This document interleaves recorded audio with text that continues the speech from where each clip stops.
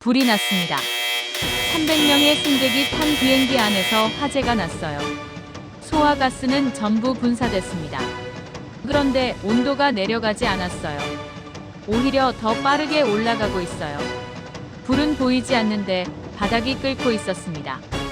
의료진인 저는 직감했습니다. 이건 단순한 화재가 아니라 사람을 죽이는 종류의 열이라고요. 일본은 거절했고 중국도 문을 닫았습니다. 원인 불명은 위험하다는 이유였습니다. 300명의 목숨이 하늘 위에서 갈 곳을 잃은 순간 한 공항은 정반대의 판단을 내렸습니다. 소화가스가 듣지 않는다면 서류가 거짓일 수 있습니다. 그들은 규정을 믿지 않았습니다.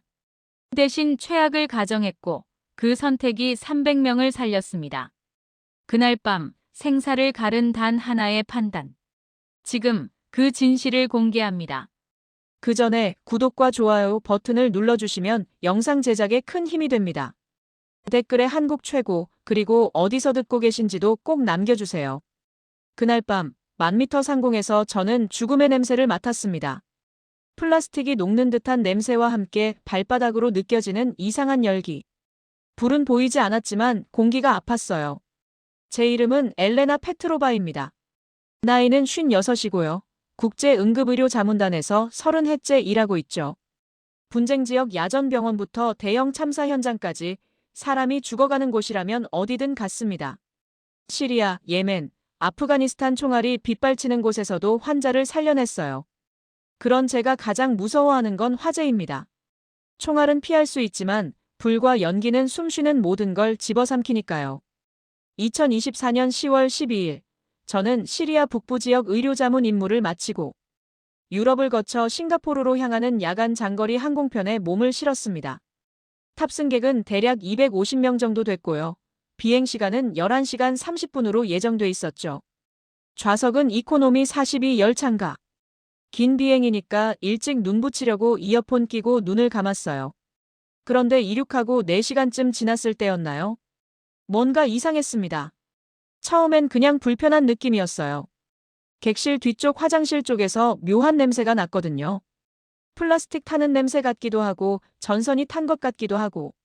근데 연기는 안 보였어요. 승무원들도 평소처럼 음료수 나눠주고 그러더라고요. 전자리에서 일어나 뒤쪽으로 걸어갔습니다. 분쟁 지역에서 일하다 보니까 냄새에 되게 예민해졌거든요. 화약 냄새, 피 냄새, 상한 조직 냄새 몇 미터 떨어진 곳에서도 맡을 수 있어요. 그게 직업병이자 생존 본능이죠. 화장실 앞까지 갔을 때 확실해졌습니다. 냄새가 진했어요. 그리고 바닥이 미묘하게 따뜻했어요. 양말 신은 발바닥으로 느껴지는 열기. 정상은 아니었죠. 저는 즉시 근처에 있던 승무원을 불렀습니다. 30대 초반으로 보이는 여성 승무원이었는데 이름표엔 제시카라고 적혀 있더군요. 저기요, 이쪽에서 이상한 냄새가 나는데 확인 좀 해주실래요? 제시카는 미소 지으며 다가왔어요. 어떤 냄새신가요? 플라스틱 타는 냄새요. 그리고 바닥이 뜨거워요. 여기 한번 만져보세요. 그녀는 손으로 바닥을 짚어봤습니다. 그리곤 표정이 살짝 굳더니 무전기를 꺼내 뭔가 말하더라고요. 영어로 빠르게 주고받는데 제대로 안 들렸어요. 손님, 잠시만 기다려주세요. 담당자가 확인하러 올 거예요. 지금 당장 조종실에 알려야 하는 거 아닌가요? 괜찮습니다. 저희가 프로토콜에 따라 처리할게요. 그 말투가 묘하게 신경 쓰였어요. 안심시키려는 건지 아니면 정말 별일 아니라고 생각하는 건지.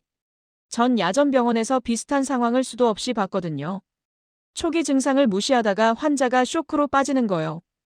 5분쯤 지났을 때 남성 승무원 2명이 왔습니다. 한 명은 40대 정도 돼 보이는 수석 승무원이었고요. 다른 한 명은 기내 정비 담당인 듯 했어요. 그들은 화장실 문을 열고 안을 살폈습니다. 손전등으로 이곳저곳 비춰보고 바닥에 손을 대보고. 그러곤 서로 눈빛을 주고받더니 저한테 왔어요. 손님, 확인해봤는데 특별한 이상은 없습니다. 혹시 어디 불편하신 곳 있으세요? 전 그 순간 화가 났습니다. 의료진 특유의 짜증이랄까요? 저 의사예요. 응급의학 전문이고 전쟁터에서 15년 일했어요. 지금 이 냄새는 정상이 아니에요. 그리고 바닥 온도도 비정상이고요. 당장 조종실에 보고하고 화물칸 점검해야 합니다. 수석 승무원은 난처한 표정을 지었어요. 손님, 저희 시스템에는 아무 경보도 안 뜨고 있습니다. 화물칸 온도도 정상 범위고요. 기계 경보가 뜨기 전에 사람이 먼저 느끼는 게 있어요. 환자가 쇼크 빠지기 직전에도 수치는 정상이거든요. 근데 의료진은 알아요. 눈빛, 피부색, 호흡 패턴으로. 지금 이 비행기가 그래요. 제 목소리가 커졌나 봐요. 주변 승객 몇 명이 저희 쪽을 쳐다봤거든요. 수석 승무원은 한숨을 쉬며 말했습니다. 알겠습니다. 조종실에 보고하겠습니다. 손님께서는 일단 자리로 돌아가 주시겠어요? 전 더 이상 할 말이 없었어요. 자리로 돌아갔죠. 근데 잠은 당연히 안 왔습니다. 가슴이 두근거렸거든요. 분쟁 지역에서 박격포 떨어지기 직전 느꼈던 그 감각이랑 똑같았어요. 10분쯤 지났을까요? 갑자기 기내 조명이 밝아지면서 안내방송이 나왔습니다. 승객 여러분, 현재 화물칸 일부 구역에서 온도 이상 징후가 감지되어 안전조치로 소화가스를 투입했습니다. 안전에는 문제 없으니 안심하시기 바랍니다. 주변 승객들이 웅성거리기 시작했어요. 누군가 뭐야, 불났어? 라고 소리쳤고요. 전 창밖을 봤습니다. 칠흑 같은 밤하늘. 아래는 끝없는 바다. 가장 가까운 육지까지 몇백 킬로미터는 될 거예요. 그 순간 깨달았죠. 우린 지금 하늘 위에 밀폐된 관 속에 갇힌 겁니다. 소화가스가 투입됐다는 방송 이후 전 더 이상 가만히 있을 수 없었습니다. 승무원 호출 버튼을 눌렀어요. 아까 그 제시카가 왔죠. 근데 표정이 달랐어요. 미소가 사라지고 입술이 굳어 있더라고요. 손님, 무슨 일이세요? 지금 상황 어떻게 되는 거예요? 소화가스 투입했으면 불은 꺼진 거예요? 그녀는 잠깐 머뭇거리다가 작은 목소리로 말했습니다. 화물칸 온도가 계속 올라가고 있어요. 소화가스로도 안 잡히고 있습니다. 등골이 서늘해졌어요. 그럼 지금 불이 계속 타고 있다는 얘긴가요? 확실하진 않아요. 근데 온도 센서가 계속 경보를 울리고 있어서 전 즉시 일어났습니다. 조종실 가야겠어요. 기장한테 직접 얘기할게요. 손님, 그건 안 됩니다. 비행 중엔 조종실 출입이. 전 의사예요. 지금 이 상황이 얼마나 위험한지 설명해야 한다고요. 제 목소리가 커지자 주변 승객들이 술렁이기 시작했어요. 몇몇은 벌떡 일어서며 무슨 일이에요? 정말 불난 거예요? 라고 물었죠. 수석 승무원이 급하게 다가왔습니다. 페트로바 박사님, 제발 진정하세요. 승객들이 불안해합니다. 진정하라고요? 지금 우리 발 밑에서 불이 타고 있는데요. 아직 확실하지 않습니다. 온도 상승일 뿐 화재로 확정된 건 아니에요. 전 비웃었어요. 환자 체온이 40도 넘어가는데 아직 열이라고 확정 안 됐다고 하는 거랑 똑같네요. 기다리다 죽으라는 거예요? 그때였습니다. 기내 뒤편에서 누군가 기침을 하기 시작했어요. 한 명이 아니라 여러 명. 저도 느꼈거든요. 목이 칼칼하고 숨쉬기가 조금 답답한 느낌. 수석 승무원 얼굴이 하얘졌어요. 산소 농도가. 전 그의 팔을 잡았습니다. 지금 당장 기장한테 가세요. 그리고 근처 공항에 긴급 착륙 요청하라고 하세요. 지금 안 하면 우린 다 죽어요. 그는 고개를 끄덕이고 조종실로 뛰어갔죠. 객실은 순식간에 아비규환이 됐습니다. 누군가 소리쳤어요. 불났어. 비행기 불났대. 아이들이 울기 시작했고 어떤 남자는 비상구를 가리키며 여기로 나가야 하는 거 아니에요? 라고 외쳤어요. 전자리에서 벌떡 일어나 큰 소리로 외쳤습니다. 다들 진정하세요. 전 의사예요. 지금 패닉 상태가 되면 더 위험합니다. 몇몇이 저를 쳐다봤어요. 전 계속 말했죠. 호흡이 답답한 분들, 천천히 깊게 숨 쉬세요. 입으로 숨 쉬지 말고 코로 천천히.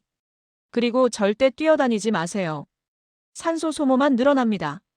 그때 기내 방송이 나왔어요. 기장의 목소리였죠. 승객 여러분, 현재 화물칸 온도 이상으로 인근 공항에 긴급 착륙을 요청했습니다. 가장 가까운 공항까지 약 40분 소요될 예정입니다. 좌석 벨트 착용하시고 승무원 지시에 따라주시기 바랍니다.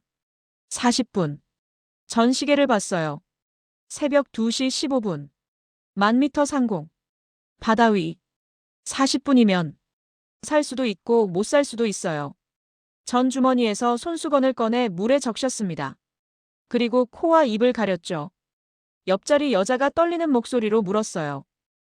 저희도 저렇게 해야 하나요? 네. 연기가 올라오면 조금이라도 걸러줄 거예요. 그녀는 울먹이며 가방에서 스카프를 꺼냈습니다. 40분. 우리에겐 40분이 남았습니다. 기내는 지옥이 되어가고 있었습니다. 온도가 올라가는 게 피부로 느껴졌어요. 에어컨이 최대로 돌아가는데도 땀이 흘렀죠. 더 심각한 건 공기였어요. 숨을 쉴 때마다 목이 따갑고 기침이 나왔거든요. 객실 곳곳에서 신음소리가 들렸습니다. 한 중년 남성은 과호흡 증세를 보였고 임신한 여성은 배를 움켜쥐며 괴로워했어요. 아이들은 계속 울었죠. 전 가만히 있을 수 없었어요. 자리에서 일어나 승무원을 찾았습니다. 제시카는 비상장비함을 열고 뭔가를 꺼내고 있더군요. 저 좀 도와줄게요. 그녀가 고개를 돌렸어요. 눈이 빨개져 있었죠. 박사님, 응급키트 어디 있어요? 저기 앞쪽 수납함에 있습니다. 전 뛰어가서 키트를 꺼냈어요. 열어보니 기본적인 응급약품들과 산소 마스크 몇 개가 있더군요. 턱없이 부족했지만 없는 것보단 나았죠. 생리식염수 있어요? 네, 있습니다. 다 가져오세요. 그리고 깨끗한 천이나 수건, 있는 대로 다요. 제시카는 고개를 끄덕이고 움직였어요. 다른 승무원들도 모여들었죠. 전 그들에게 지시했습니다. 식염수에 천을 적셔서 승객들한테 나눠주세요. 코와 입을 가리라고 하고요. 특히 기침하는 사람들, 어린이들, 임산부들 먼저요. 네, 알겠습니다. 그들이 움직이는 동안 전 객실을 돌아다니며 상태가 심각한 승객들을 확인했어요. 과호흡하는 남성에게 다가가 손을 잡았습니다. 저 봐요. 제 눈 봐요. 천천히 숨 쉬세요. 하나, 둘, 셋, 넷. 들이쉬고. 하나, 둘, 셋, 넷, 다섯, 여섯. 내쉬고. 그는 떨리는 눈으로 절 쳐다보며 따라했어요. 호흡이 조금씩 안정됐죠. 잘하셨어요. 계속 이렇게 하세요. 임신한 여성에게 갔을 때 그녀는 배를 감싸며 울고 있었어요. 아가가 안 움직여요. 전 그녀 손을 잡았습니다. 몇 주 차세요? 28주요. 괜찮아요. 아기는 엄마보다 강해요. 지금 엄마가 진정해야 아기한테 산소가 더 잘 가요. 천천히 숨 쉬세요. 그녀는 떨리는 손으로 제가 준 젖은 천을 받아 얼굴에 댔어요. 객실을 돌면서 10여 명을 돌봤습니다. 어떤 이는 공황 상태였고 어떤 이는 기절 직전이었어요. 하지만 야전 병원에서 배운 게 있었죠. 한 명 한 명 눈을 마주치고 손을 잡고 목소리로 안정시키는 것. 15분쯤 지났을 때 상황이 조금 나아졌어요. 비명소리가 줄었고 사람들이 천천히 호흡하기 시작했죠. 승무원들이 젖은 천을 계속 나눠줬고요. 수석 승무원이 제게 다가왔습니다. 박사님, 정말 감사합니다. 박사님 아니었으면 아직 끝난 거 아니에요. 착륙까지 얼마나 남았죠? 25분이요. 전 고개를 끄덕였어요. 25분. 버틸 수 있어요. 버텨야 해요. 그런데 그때였습니다. 조종실에서 수석 승무원을 부르는 소리가 들렸어요. 그는 급하게 앞으로 뛰어갔죠. 1분쯤 지나 돌아왔을 때 그의 얼굴은 새하얘져 있었습니다. 전 뭔가 잘못됐다는 걸 직감했어요. 무슨 일이에요? 그는 입술을 떨며 말했습니다. 착륙 허가가 거부됐습니다. 뭐라고요? 전 귀를 의심했어요. 착륙 허가 거부? 긴급 상황인데? 수석 승무원은 떨리는 목소리로 설명했습니다. 가장 가까운 공항이 방콕이었는데요. 태국 관제가 거부했습니다. 화물 내용물이 불확실하고 유독 가스 발생 가능성이 있어서 도심 공항 착륙은 위험하다고. 미쳤어요? 사람이 250명이나 타고 있는데 다른 공항들한테도 요청했습니다. 쿠알라룸푸르, 하노이, 마닐라. 근데 다들 그의 말이 끝나기도 전에 알았어요. 다 거절했다는 걸. 전 벽에 기댔습니다. 다리에 힘이 풀렸거든요. 2015년 예멘에서 있었던 일이 떠올랐어요. 공습으로 부상당한 민간인들을 태운 앰뷸런스가 국경을 넘으려 했죠. 근데 옆 나라가 문을 닫았어요. 테러리스트가 섞여 있을 수 있다는 이유로. 결국 그 앰뷸런스는 사막 한가운데서 멈췄고 12명이 그 안에서 죽었습니다. 위험하니까 못 받는다. 그 말이 얼마나 잔인한지 전 알아요. 그럼 우린 어디로 가는 거예요? 계속 북쪽으로 올라가고 있습니다. 일본, 대만. 거기도 요청했는데 아직 답이 안 왔어요. 객실에서 누군가 소리쳤습니다. 우리 어디 가는 거예요? 왜 안 내려줘요? 다른 사람이 받았죠. 불났는데 왜 안 내려주는 거야? 수석 승무원이 방송으로 설명하려 했지만 사람들은 듣지 않았어요. 공포가 다시 번지기 시작했죠. 한 남자가 비상구 쪽으로 가려고 했어요. 차라리 여기서 내리겠어요. 승무원 2명이 그를 막았습니다. 안 됩니다. 지금 1000m 상공이에요. 그럼 어떡하라고? 이대로 죽으라고. 전 그 남자에게 다가갔어요. 진정하세요. 지금 문 열면 우리 다 죽습니다. 당신은 뭔데? 의사라며? 그럼 이 상황 해결해봐요. 전 할 말이 없었어요. 환자는 살릴 수 있어도 비행기는 못 살리거든요. 그때 기내 방송이 나왔습니다. 기장의 목소리였죠. 승객 여러분, 현재 대한민국 인천공항에 최종 긴급 착륙을 요청한 상태입니다. 인천까지는 약 50분 소요됩니다. 조금만 더 참아주시기 바랍니다. 대한민국, 한국이라. 솔직히 전 한국에 대해 아는 게 별로 없었어요. 삼성, LG 같은 전자제품 회사들, K-파, 그 정도. 근데 중요한 건 그게 아니었죠. 한국이 우릴 받아줄까? 다른 나라들처럼 거부하진 않을까? 전 창밖을 봤어요. 여전히 칠흑 같은 하늘. 별만 반짝이고 있었죠. 50분. 객실 온도는 계속 올라가고 있었어요. 사람들 얼굴에서 땀이 흘렀고 기침 소리가 끊이질 않았죠. 전 다시 승객들 사이를 돌아다니며 상태를 확인했습니다. 한 할머니는 의식이 흐릿해졌고 어린 남자아이는 호흡이 거칠어졌어요. 산소 마스크를 할머니한테 씌웠죠. 조금만 참으세요. 곧 내려요. 하지만 속으론 알고 있었어요. 50분. 과연 버틸 수 있을까? 30분쯤 지났을 때 기장이 다시 방송을 켰습니다. 승객 여러분, 인천공항으로부터 긴급 착륙 허가를 받았습니다.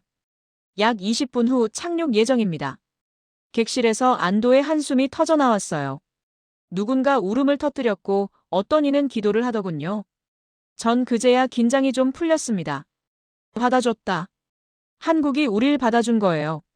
그런데 승무원 한 명이 제게 다가왔어요. 박사님, 조종실에서 박사님을 찾습니다. 저요? 네, 관제탑이랑 통화하시래요.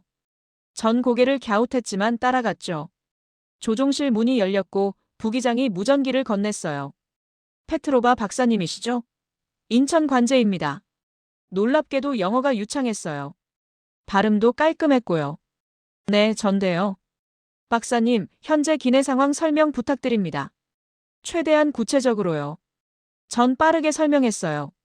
화물칸 온도 상승, 소화가스 무효, 객실 온도 증가, 호흡 곤란 승객 수, 의식 저하자 수까지. 관제사는 하나하나 받아 적는 듯 했어요.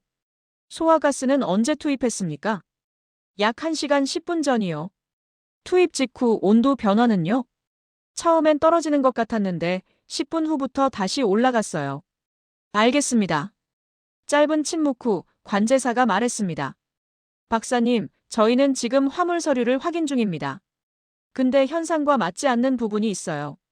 서류상으론 일반 전자부품인데 이렇게 지속적으로 발열할 리가 없거든요. 그럼 화물이 거짓으로 신고된 거예요? 가능성이 높습니다. 그래서 저희는 최악을 가정하고 준비하겠습니다. 최악이요? 화학물질 화재 혹은 리튬 배터리 열폭주. 둘 다 물론은 못 끕니다. 그리고 유독 가스 발생 가능성도 있고요. 전 등골이 서늘해졌어요. 그럼 어떻게 하실 건데요? 관제사 목소리가 단호해졌습니다. 전용 활주로 확보했습니다. 특수 소방팀 대기 중이고요. 화학 방재반도 출동합니다. 의료진은 응급실 수준으로 준비 중입니다. 착륙 즉시 전원 대피시키고 화물칸은 원격으로 개방해서 로봇으로 화점을 찾아낼 겁니다. 전 입이 떡 벌어졌어요. 로봇이요? 네. 사람이 들어가기엔 너무 위험하니까요. 열화상 카메라 장착한 소방 로봇 투입합니다. 그런 게 있어요? 네. 삼성이랑 LG에서 만든 겁니다. 작년에 인천공항에 배치됐어요. 전 할 말을 잃었습니다. 다른 나라들은 위험하니까 못 받는다고 문을 닫았어요. 근데 한국은 달랐죠. 위험하니까 최고 수준으로 준비한다였어요. 관제사가 다시 물었습니다. 박사님, 착륙 후 가장 먼저 내려야 할 승객 리스트 작성 가능하세요? 노약자, 임산부, 호흡 곤란자 순으로요. 네, 할 수 있어요. 부탁드립니다. 승무원한테 전달하시면 저희가 받을게요. 통화가 끝났어요. 전 조종실에서 나와 멍하니 서 있었습니다. 준비 수준이 달랐어요. 다른 나라들이 거부하는 동안 한국은 이미 모든 걸 준비하고 있었던 거예요. 부기장이 웃으며 말했습니다. 한국 사람들, 준비성 하나는 끝내줍니다. 전쟁 겪어서 그런가 봐요. 전쟁. 그 말에 뭔가 떠올랐어요. 70년 전 이 나라는 폐허였죠. 근데 지금은 세계 10위권 경제대국이에요. 아무것도 없던 나라가 여기까지 온 거예요. 준비와 실행. 그게 이 나라의 생존 방식이었구나. 착륙 5분 전입니다. 기장의 목소리가 기내에 울려 퍼졌을 때 전 다시 한번 객실을 돌았어요. 모두 안전벨트를 맸는지 긴급 대피 자세를 아는지 확인했죠. 승무원들도 최선을 다했어요. 근데 그때였습니다. 객실 뒤쪽에서 갑자기 비명이 터졌어요. 뜨거워. 바닥이 뜨거워. 전 뛰어갔습니다. 몇몇 승객이 자리에서 일어나 발을 동동 굴렀어요. 바닥을 만져보니 정말 뜨거웠죠. 양말신은 발로도 느껴질 정도로. 화점이 올라오고 있었어요. 다들 자리 옮기세요. 앞쪽으로. 사람들이 우르르 앞으로 몰렸어요. 아이 아는 엄마, 노인 부축하는 젊은이들. 혼란이었지만 다들 필사적이었죠. 그런데 한 남자가 비상구 쪽으로 다가갔어요. 40대 중반쯤 돼 보이는 사람이었는데 눈빛이 미쳐 있었어요. 여기 열면 공기 들어오잖아요. 열어야 해요. 전 소리쳤습니다. 안 돼요. 지금 열면 다 죽어요. 아니야. 공기가 있어야 숨 쉬잖아. 그가 손잡이에 손을 뻗었어요. 전 온 힘을 다해 그를 밀쳤습니다. 제 몸이 비상구 앞을 막았죠. 비켜요. 안 비켜요. 이거 열면 기압 차이로 다 빨려나가요. 우리 전부 죽어요. 그가 제 팔을 잡아당겼어요. 전 버텼죠. 주변 승객 몇 명이 그를 붙잡았어요. 바로 그때 무전기에서 관제탑 목소리가 들렸습니다. 열화상 분석 완료. 화점은 후방 화물칸 하단, 중앙 비상구 바로 아래입니다. 해당 비상구 절대 사용 금지. 반복합니다. 중앙 비상구 사용 금지. 수석 승무원이 소리쳤어요. 중앙 비상구 사용 금지. 전방 및 후방 출구로만 대피. 전 그 남자를 똑바로 쳐다봤습니다. 들었죠? 여기 바로 아래가 화점이에요. 열면 산소 공급돼서 폭발해요. 우리 다 죽는다고요. 그의 손에서 힘이 빠졌어요. 주저앉으며 울기 시작했죠. 전 숨이 가빠졌어요. 손이 떨렸고요. 방금 뭘 막은 건지 생각하니 온몸이 식은땀으로 젖었어요. 만약 한국 관제탑이 열화상으로 화점을 찾아내지 않았다면, 만약 제가 그를 못 막았다면, 우린 지금 공중 분해됐을 거예요. 착륙 1분 전, 비행기가 기울었어요. 하강하는 게 느껴졌죠. 전 창밖을 봤습니다. 불빛이 보였어요. 활주로예요. 주황색 불빛들이 일렬로 늘어서 있었고 그 주변으로 소방차들이 대기하고 있었죠. 깜빡이는 빨간 불빛이 10여 대는 됐어요. 멀리서 구급차들도 보였어요. 전부 우릴 위해 대기하고 있는 거예요. 착륙합니다. 쿵. 바퀴가 활주로에 닿았어요. 비행기가 미끄러지듯 달렸죠. 그리고 멈췄습니다. 객실이 조용해졌어요. 아무도 소리내지 않았죠. 몇 초간의 침묵. 그리고 누군가 울음을 터뜨렸어요. 1명, 2명, 10명. 울음소리가 객실을 가득 채웠습니다. 살았어요. 우린 살았어요. 전방 출구 개방. 신속히 대피하세요. 승무원의 외침과 함께 문이 열렸어요. 미끄럼틀이 펼쳐지고 사람들이 줄을 이어 내려갔죠. 임산부가 먼저, 아이들이 그 다음, 노약자 순으로. 전 맨 마지막까지 남아서 사람들이 다 내리는 걸 확인했어요. 마침내 제 차례가 왔을 때 미끄럼틀을 타고 내려갔습니다. 활주로에 발을 디뎠을 때 다리에 힘이 풀려서 주저앉을 뻔했어요.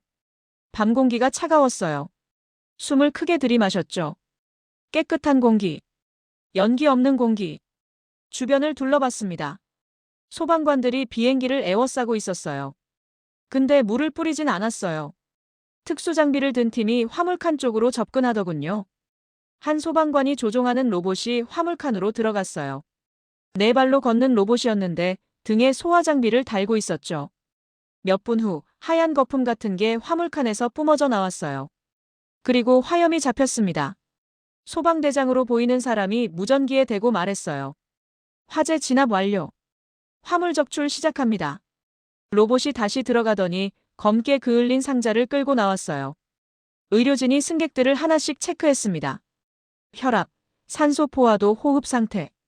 심각한 환자 몇 명은 즉시 구급차에 실렸어요. 한 간호사가 제게 다가왔어요. 괜찮으세요? 네, 전 괜찮아요. 그녀는 제 손목을 잡고 맥박을 재더니 웃었어요. 의료인이시죠? 맥박 보니까 아직도 긴장 상태네요. 어떻게 알았어요? 손 보면 알아요. 환자 많이 봐서 그런지 굳은 살이 있네요. 전 피식 웃었어요. 30년 일했거든요. 고생 많으셨어요. 그녀는 따뜻한 담요를 건넸죠. 주변을 둘러보니 모든 승객이 담요를 받고 있었어요. 어떤 이는 따뜻한 차를 마시고 어떤 이는 의료진과 이야기하고 있었죠. 한 할머니가 한국 소방관 손을 잡고 울고 있었어요. 소방관은 어색하게 웃으며 등을 토닥였죠. 그때 한 남자가 제게 다가왔습니다. 40대 초반으로 보였고 배지를 차고 있었어요. 페트로바 박사님이시죠? 전 김민준이라고 합니다. 인천공항 안전관리팀장이에요. 아, 네. 안녕하세요. 기내에서 응급조치하셨다고 들었어요. 정말 감사합니다. 박사님 덕분에 피해가 최소화됐어요. 아니요, 전 화물 확인했는데요. 리튬 배터리였어요. 근데 서류엔 일반 전자부품으로 허위 신고됐더라고요. 배터리가 과열되면서 화재가 난 거예요. 리튬 배터리면 물로는 못 끄잖아요. 맞아요. 그래서 특수 약재 써서 진압했죠. 만약 다른 나라에서 일반 소화기로 껐다가 다시 불 붙었을 수도 있어요. 전 숨을 들이켰어요. 한국이 우릴 받아준 게 얼마나 다행인지. 김민준이 말을 이었습니다. 사실 저희가 이렇게 준비한 이유가 있어요. 10년 전에 비슷한 사고가 있었거든요. 화물기였는데 리튬 배터리 화재로 추락했어요. 조종사 2명 다 사망했죠. 그 이후로 저희는 매뉴얼을 완전히 바꿨어요. 화물 검사 강화하고 특수장비 도입하고 훈련도 달라졌죠. 다신 그런 일 없게 하려고요. 전 고개를 끄덕였어요. 실패해서 배우고 준비하고 실행한다. 그게 이 나라구나. 새벽 5시쯤 됐을 때 대부분의 승객은 공항 내 임시 대기실로 이동했어요. 의료 검진 끝난 사람들부터 들어갈 수 있었죠. 전 제일 마지막에 들어갔습니다. 대기실엔 담요, 베개, 생수, 간단한 음식이 준비돼 있었어요. 한쪽 구석엔 샤워실까지 있더군요. 한 직원이 다가와 웃으며 말했어요. 많이 놀라셨죠? 씻고 싶으시면 저쪽 이용하세요. 옷도 준비돼 있어요. 정말요? 네. 일회용이긴 한데 깨끗해요. 전 샤워실로 갔습니다. 따뜻한 물이 나왔어요. 몸에 묻은 땀과 연기 냄새를 씻어냈죠. 깨끗한 옷으로 갈아입고 나오니 한 여직원이 종이컵에 든 뭔가를 건넸어요. 뭐예요? 미역국이에요. 따뜻하게 드세요. 미역국. 한 모금 마셨을 때 울컥했어요. 따뜻했거든요. 짜지도 않고 딱 알맞게. 대기실 한쪽에 앉아서 국을 마셨습니다. 주변을 둘러보니 승객들이 하나둘 잠들고 있었어요. 아까 그 임산부도 남편 어깨에 기대 자고 있었고 아이들도 엄마 품에서 골아떨어졌죠. 한 할머니가 제 옆에 앉았어요. 의사 선생님 고마웠어요. 비행기에서 저 살려주셨잖아요. 아니요, 제가 한 건 별로. 안 해요. 선생님이 진정시켜주지 않았으면 우린 패닉 상태로 죽었을 거예요. 전 손을 잡았어요. 살아서 다행이에요. 그녀는 웃었어요. 근데 한국 사람들 참 대단하지 않아요? 다른 나라는 다 거절했는데. 그러게요. 전쟁 겪은 나라라 그런가 봐요. 사람 목숨을 다르게 보는 것 같아요. 전쟁. 다시 그 단어. 70년 전, 폐허에서 시작한 나라. 지금은 로봇으로 불을 끄고 한밤중에 250명을 받을 준비를 순식간에 끝내는 나라. 창밖을 봤어요. 동쪽 하늘이 밝아오고 있었어요. 한국에 첫 해가 뜨고 있었죠. 전 23년간 전쟁터를 다녔어요. 총알 빗발치는 곳, 폭탄 떨어지는 곳, 사람이 죽어가는 모든 곳을 봤죠. 근데 오늘 밤 총도 없고 폭탄도 없었지만 이 나라는 사람을 살렸어요. 준비와 신뢰, 그리고 행동으로. 옆에 앉은 승무원 제시카가 작은 목소리로 말했어요. 박사님, 한국 오시는 건 처음이세요? 네. 어때요? 전 미소 지었습니다. 살았으면 됐죠. 그녀도 웃었어요. 창밖 하늘은 점점 밝아졌고 새로운 아침이 시작되고 있었습니다. 한국에서의 첫 아침. 살아서 맞이하는 아침.